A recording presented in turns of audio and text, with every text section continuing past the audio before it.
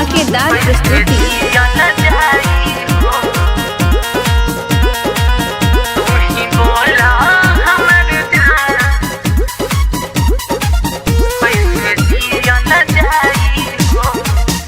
सोची सोची के मन घबराता, छूट जाई परान बुझाता। डोली दूसरे के घरे जाता, निक रहे न तहारी राता। सोची सोची के मन घबराता, छूट जाई परान बुझाता। डोली दूसरे के घरे जाता, निक रहे न तहारी राता। फाटल पर जवाब कैसे सियल जाई हो, तू ही बोला हमर जान कैसे जियल जाई हो। तू ही बोला हमर जान कैसे जियल जाई हो। Mixed by Ripple Studio, Aloni Garcha।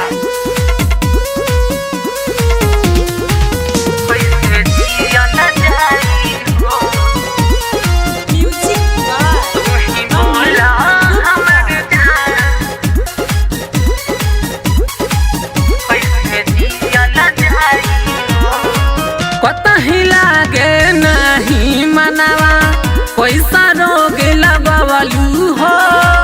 अब तरोइले घुट घुट के, कैसा बादल चुकवलू हो। मिले न चैन मन बाबे चैन, कहेला ये सारा धरवलू हो।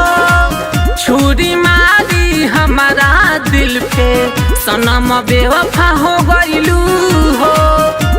तहर जुदाई न सहाई गोरी हो, तू ही बोला हमर जान कैसे जियल जाई हो।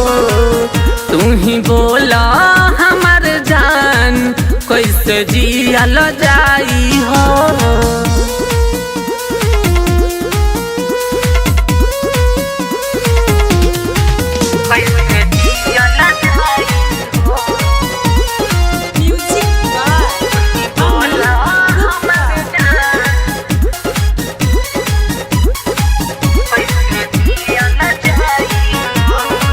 बबलू राजा के देलू साजा, पहली हलू दूरी हो।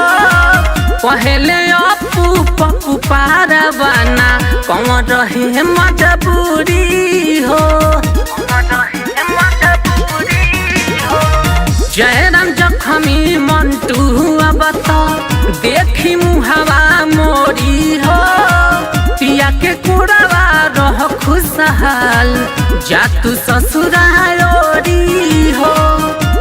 कल तहर दुआरा बारात आई हो, तू ही बोला हमर जान कैसे जियल जाई हो।